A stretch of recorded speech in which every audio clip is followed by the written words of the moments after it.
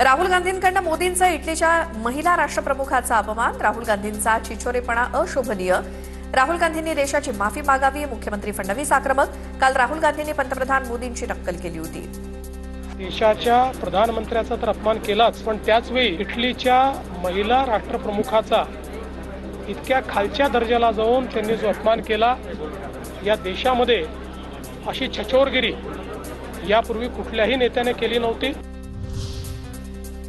अमित शहा लायक नसलेले गृहमंत्री. शहा अधिवेशन काळात सभागृहाला सामोरं जायला घाबरले. काँग्रेसचे नेते पृथ्वीराज चव्हाणांची बोचरी टीका. गोळीबार झाला का नाही, पेलेट गन वापरला का नाही, आज एका मुलाचा डोळा गेला का नाही, बिहारमध्ये AK-47 वापरले का, कुणीतरी आदेश दिला असेल ना. तुम्ही सांगा ना, मी नाही दिला, मला माहित नाही कोणी केलं. मग तुम्ही नालायक गृहमंत्री आहात, म्हणून राजीनामा दिला पाहिजे. पुण्यातील श्रीमंत दगडूशेठ हलवाई गणपती मंदिराचं स्थलांतर करा. हिंदू महासभेच्या आनंद दवेंची मागणी. दगडूशेठ गणपती मंदिराच्या विस्तारावरनं नवी चर्चा. 10 वर्षांनी ही जागा कमीच पडणार आहे. आमचं म्हणणं तिथं आजूबाजूला अनेक जागा उपलब्ध आहेत. लाल महाल आहे जिथे शिवाजी महाराजांचं बालपण गेले, पण परत तेच आहे की ती पण जागा लहान पडेल, ट्रॅफिक जाम होईल. शेजारी शनिवारवाड आहे, हा क्राऊड वाचेल, हा रस्ता वाचेल. मंदिराच्या विस्तारासाठी फरासखाना पोलीस ठाण्याची जागा मिळणार. भाजपचे आमदार हेमंत रासनेंची माहिती. जागा हस्तांतरणासाठी पोलिसांनी NOC दिल्याची रासनेंची माहिती. महसूल मंत्री नव्हे तर जात पडताळणी समिती दाखले देते. मराठा उपसमितीचे अध्यक्ष राधाकृष्ण विखे पाटलांचं जरांगेंना उत्तर. जात पडताळणी समितीला CM सुद्धा निर्देश देऊ शकत नाहीत. मनोज जरांगेंची भेट घेऊन शंका दूर करू, विखे पाटलांची माहिती. खरं म्हणजे महसूल मंत्र्यांचा याच्यात काही संबंध नाही आहे. महसूल मंत्री काही दाखल देत नाही. जात पडताळणी समिती आहे ती दाखले देते. आता जात पडताळणी समिती जी आहे ही कॉन्स्टिट्युशनल अथॉरिटी आहे.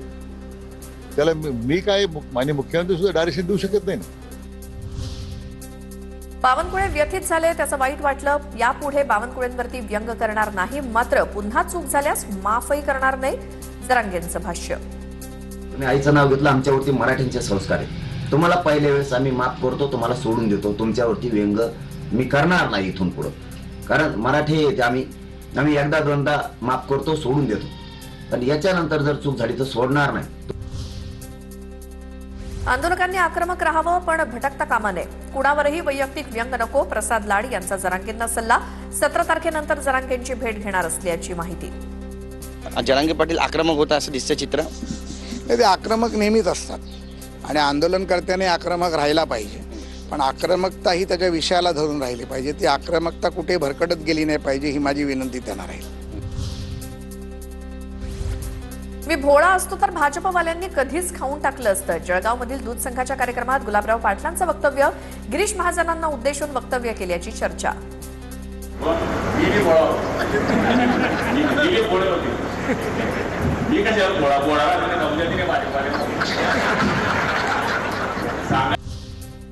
राज ठाकरेंची पुण्यामध्ये पदाधिकाऱ्यांसोबत बैठक. जेनझिनकडे फोकस करा, संपर्क वाढवण्याच्या राज ठाकरेंच्या सूचना. जेनझिनमध्ये मोठे बदल घडवण्याची ताकद. ते वेगळ्या पद्धतीने विचार करतात. पुढचं राजकारण जेनझिन भोवती फिरणार आहे, राज ठाकरेंचं मार्गदर्शन. आता टॉप 9 राजकीय घडामोडी बघूयात. खासदार हरसिमरत कौर यांनी नांदेडमधील श्री सचखंड गुरुद्वारामधील अखंड पाठ कार्यक्रमात सहभाग घेतला. सुखबीर सिंग बादल यांच्यावरच्या हल्ल्यानंतर त्यांच्या पत्नी हरसिमरत कौर, मुलगी जावयासह अखंड पाठाला उपस्थित होते. अभिजित दिपकेंची उद्यापासून स्कूल ठीक करो मोहीम. शाळांमध्ये सर्व सुविधा देण्याची मागणी. हिंगोलीतल्या मूळ गावी जाऊन आंदोलनाची सुरुवात करणार, दिपकेंची घोषणा. शाळांसंदर्भात सूचना आल्या तर स्वागतार्ह, ज्या गोष्टी शक्य असतील त्यांची अंमलबजावणी करू.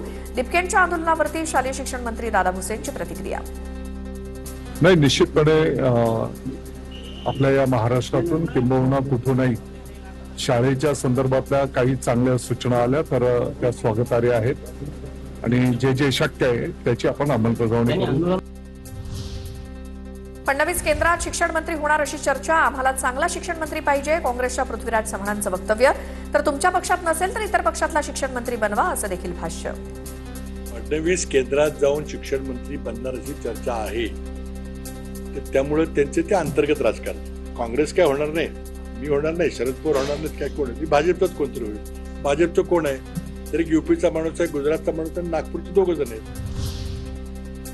गावकरी आणि स्थानिक प्रकल्पग्रस्तांचे प्रश्न शिवसेनेनंच सोडवले. कुणी फुकटचं श्रेय घेण्याचा प्रयत्न करू नये. गणेश नाईक मुख्यमंत्रीपदाची स्वप्न पाहत होते, पण ते पूर्ण न झाल्यामुळे अप्रत्यक्षपणे फडणवीसांवरती टीका सुरू. नरेश मस्केंची नाईकांवर टीका. मुंबईच्या नेत्यांचं पूर्वी स्वप्न होतं की मुख्यमंत्री बनायचं, ते बनता आलं नाही. म्हणून कदाचित देवेंद्रजी आणि एकनाथ शिंदेबद्दल जी काही असूया आहे, एकनाथ शिंदे साहेबांवरती टीका केली जाते, देवेंद्र फडणवीसांवरती डायरेक्ट टीका करता येत नाही. मराठी रिक्षा टॅक्सी चालकांना कुठलीही मुदतवाढ नाही. परिवहन मंत्री प्रताप सरनाईकांचं वक्तव्य. मराठी शिकण्यासाठी 15 ऑगस्ट शेवटचा दिवस. 18 ऑगस्ट पासून मराठी न बोलणाऱ्या रिक्षा टॅक्सी चालकांवरती कारवाई करणार. सरनाईकांनी केलं स्पष्ट. 15 ऑगस्ट ही डेडलाईन आहे. उद्या त्याचा शेवटचा दिवस आहे. 17 तारखेला त्याचा समारोप आहे. 18 तारखेपासून कारवाईला सामोरे जा. जे शिकले असतील, जे उर्मट असतील, जे मगरूर असतील, तर त्यांना 18 तारखेपासून कारवाईला सामोरं जावं लागेल. मुख्यमंत्री देवेंद्र फडणवीसांच्या उपस्थितीत छत्रपती संभाजीनगरमध्ये तिरंगा रॅली. मोठ्या संख्येनं नागरिक तिरंगा रॅलीत सहभागी. ड्रोनच्या माध्यमातून टिपली तिरंगा रॅलीची दृश्य. आरएसएसच्या मुख्यालयावरती 2002 पर्यंत तिरंगा फडकत नव्हता आणि आता भाजपचे नेते तिरंगा रॅली करतायत.